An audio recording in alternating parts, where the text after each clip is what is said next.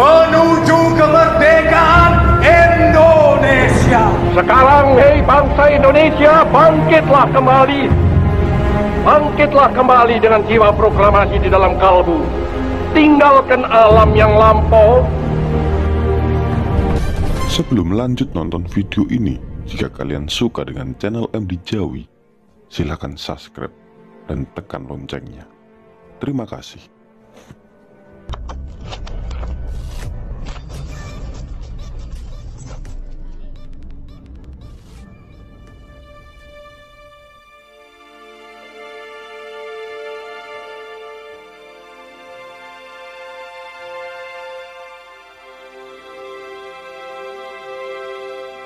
Sepintas dapat kita ketahui bahwa tokoh-tokoh pendidikan kita Ki Hajar Dewantara, R.A. Kartini, dan sebagainya pada umumnya adalah berasal dari kelompok priai. Dalam struktur masyarakat yang demikian feodal, biasanya berlaku sistem birokrasi patrimonial.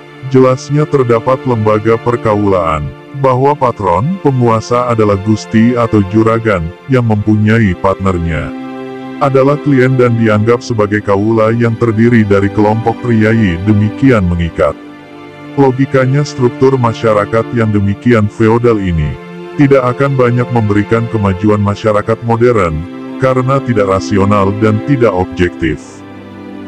Namun ironisnya justru para pemuka pendidikan kita, berkat memiliki ketajaman dan keterbukaan pribadi serta berpikirnya, mereka dapat melihat fenomena ini untuk bertindak objektif serta tidak mengiyakan terhadap sistem pemerintahan yang berlaku saat itu.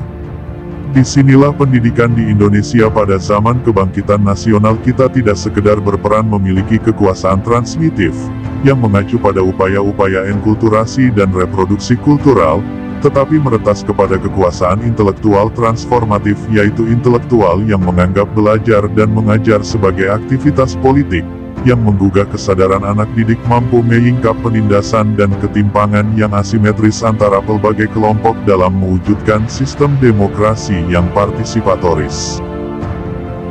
Benar kata Girox, pendidikan harus meretas batas-batas persekolahan, masuk dalam wilayah publik, dan bersifat politis. Tugas tersebut berarti membuat pedagogis menjadi lebih bersifat politis, dan membuat politis lebih bersifat pedagogis. Kita cukup terperanjat, justru pendidikan zaman pendudukan Jepang, meskipun waktunya singkat, banyak terjadi perubahan yang sangat penting dalam sejarah pendidikan di Indonesia. Baik itu tentang nama-nama sekolah yang berbahasa Belanda yang diganti dengan nama sekolah Indonesia serta Jepang, maupun bahasa Indonesia menjadi bahasa pengantar di sekolah-sekolah. Namun yang lebih menarik lagi mengenai tradisi militer Jepang yang saat itu dalam suasana perang melawan sekutu, ternyata diwariskan sebagai bentuk romantisasi pendidikan publik sebagai penyeimbang besar, great equalizer, baik di zaman Orde Baru maupun era reformasi sekarang ini dalam bentuk upacara bendera mingguan setiap hari seni di sekolah-sekolah.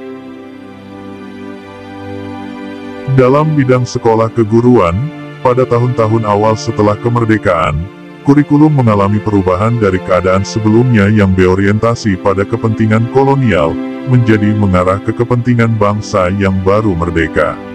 Apakah itu kurikulum tahun 1950 sampai tahun 1955 seperti pada sekolah guru BSGB ataukah sekolah guru ASGA, maupun kursus B1? Kemudian pada kurikulum tahun 1955 sampai tahun 1960, maupun kurikulum tahun 1960 sampai tahun 1976, dengan SGA diubah menjadi SPG dan SGPD menjadi SGO. Untuk SPG memiliki 3 jurusan, yaitu jurusan A untuk guru SD, jurusan B untuk guru TK, dan jurusan C untuk guru SLB. Kemudian dengan kurikulum tahun 1976 sampai tahun 1984, lebih menekankan kemampuan, pengetahuan, sikap dan keterampilan siswa calon guru dirumuskan dalam bentuk tujuan pendidikan. Suatu hal yang menyedihkan dalam masa Orde Baru bahwa pendidikan lebih dititik beratkan pada pertumbuhan kuantitatif telah menimbulkan perkembangan aspek-aspek kualitatif terabaikan.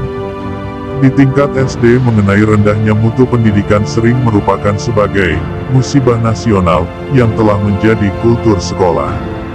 Kemudian pada era reformasi, dengan dilandasi oleh semangat euforia anti Orde Baru serta krisis berkepanjangan, merupakan kecemasan tersendiri walaupun ditinjau dari gagasan begitu agung dan mulia. Kehancuran Indonesia dalam masa krisis ibarat a country in despair, suatu negeri dan suatu bangsa bukan saja dilabrak oleh akan, tetapi sudah tenggelam dalam ketiadaan harapan yang mendalam. Dalam despair tidak ada lagi pembicaraan tentang krisis, akan tetapi tentang kedangkalan akal, keruntuhan moral, dan kehancuran semangat dari suatu negara dan bangsa yang rusak, a failed state. Hal ini terbukti hingga sekarang ini berdasarkan berbagai penelitian yang sering dilakukan bahwa kemampuan mengembangkan berpikir kritis dan kreatif anak didik kita masih jauh ketinggalan jika dibanding bangsa-bangsa lain sekalipun lebih muda usianya. Para guru dan anak didik kita lebih terbiasa dengan pola-pola pembelajaran yang mengembangkan berpikir konvergens, dan sebaliknya mereka miskin berpikir divergens. Salah satu pelajaran yang dapat diperoleh dari sekitar 3 atau 5 tahun pelaksanaan otonomi daerah adalah sesuatu yang ideal dalam teori tidak dengan sendirinya memberikan jaminan dalam realitasnya. Seperti yang dikemukakan UNESCO bahwa persoalan desentralisasi pendidikan bukan terletak pada gagasan atau teorinya yang prospektif bagi perubahan, tetapi lebih penting lagi adalah implementasinya, dan semuanya ini merupakan tantangan bagi kita sekarang.